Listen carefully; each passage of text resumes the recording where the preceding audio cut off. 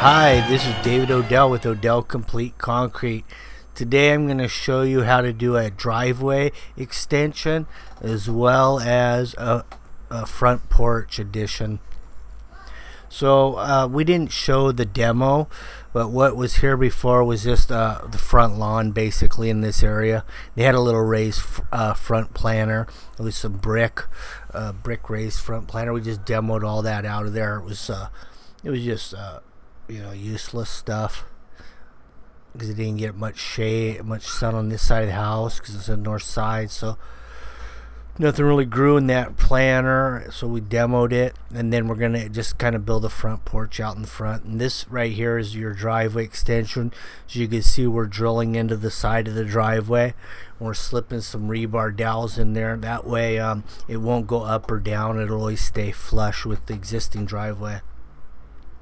Here we ran into, when we did a little digging on this front porch, we ran into the footing from the house. So we got to chip it down a little bit to get the new slab over the top of it. So I broke out, what is this, my 35-pound Makita demo, old version. So that got it out pretty good. And then we went small. We went to the Hilti Mini Impact. Just to kind of do some detail work and a little cleanup, which got it done. Now we've got about 3 inches concrete over the top of that existing footing, which is more than sufficient. Then, as you can see, we're digging some holes in these corners of this new front porch extension. And that's going to be for the patio cover. So we're going down about 1 by 1 on these corners to drop some 4x6 stirrups in there to hold the posts up for the patio cover. Here I got me a little concrete collar because we ran into this little sewer clean out. So I went ahead and got a concrete collar on this one. Sometimes I get the brass. In this particular case, I got the concrete collar. Oh, we're not pumping this one in. We decided to wheelbarrow it. So we got, your big rock mix, your 3/4.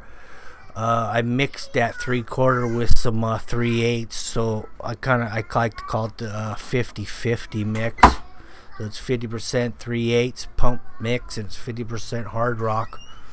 And then I upped it to about 3,000 psi. And you notice I didn't even have to tamp this with this mix design.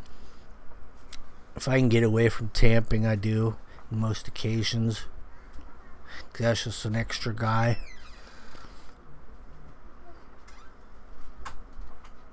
We've got all this rebar dobied up.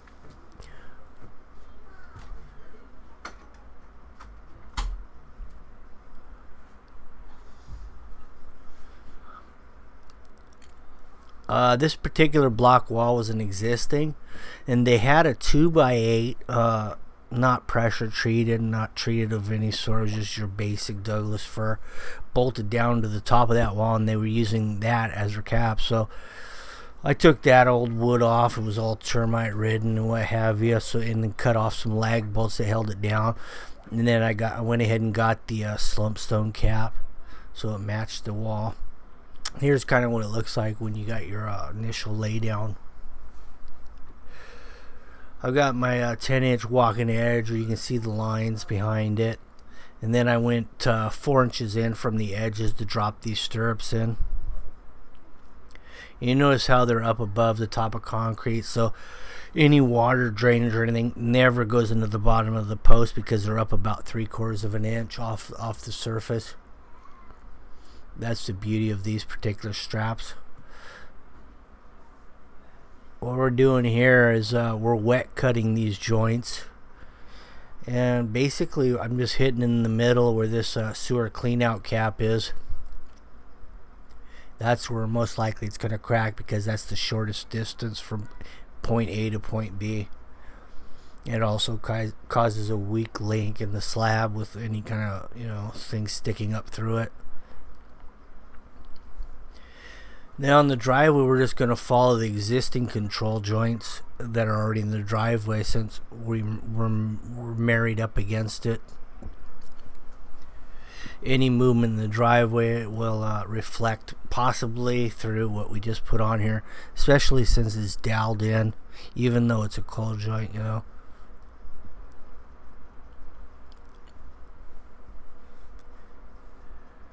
Here's your mortar mix. Use your basic type S spec mix, and I used one bag, and I still had some extra just to throw on these caps.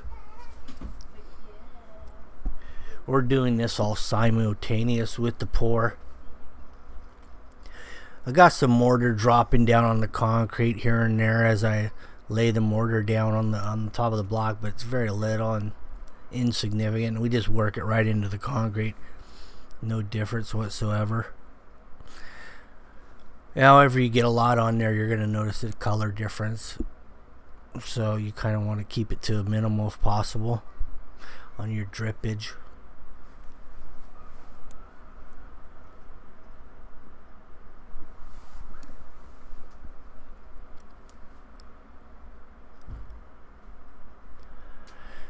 There's your block cap going down after we remove that 2x8.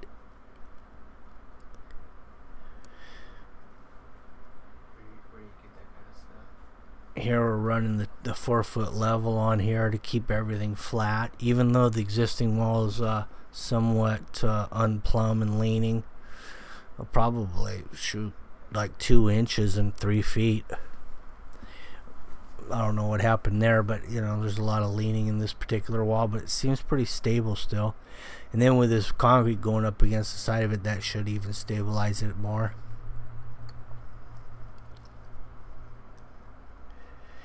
So what he's doing here, he's going to cut the cap. He's measuring the cap because we need a couple halves, you know, on these ends. You cut the block exactly in half, and then you can use both pieces.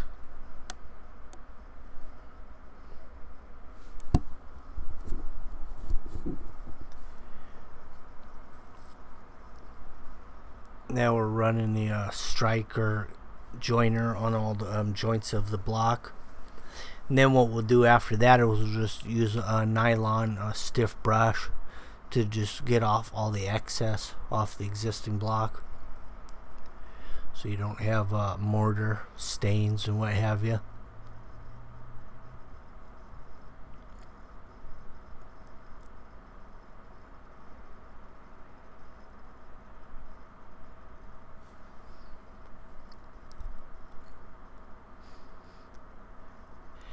So I just kind of butter up the ends and then slap them together. No grout bag needed.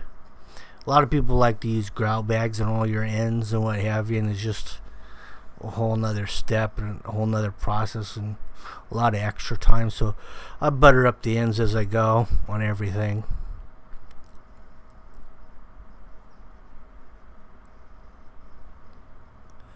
Now I'm running that's my main man, Carlos. He's running that big blue on there, locking it down.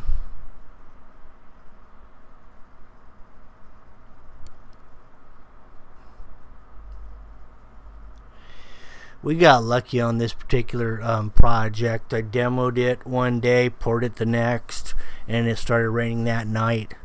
And it just so happens all the eaves of this house, especially on the front porch, drained without any rain gutters directly on the front porch. So that happened that night after the pour. So I went back there early in the morning just to see if there's any drip damage, you know, since there was no rain gutters, just to verify everything was okay.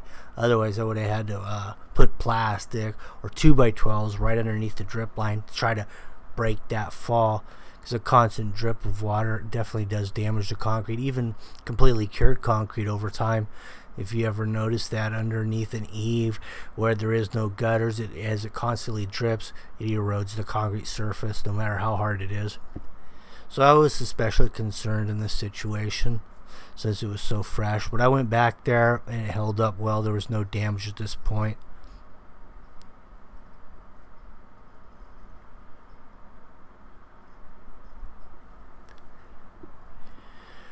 So what I'm doing here, I'm out here on the fiberglass sliders, and I'm kind of working the joints in between each individual pipe to bring it all the way up to the house, to ensure that the crack continues all the way up on both sides of all pipes. You have the pool clean out right there in the front.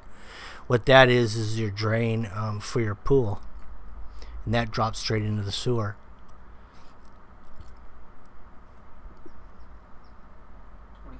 Now we're putting the light broom finish on here. Anyway, this is your basic finished product. Thank you for watching my video, and if you have any questions or comments, don't hesitate to contact me. Thank you very much. Have a nice day. Bye.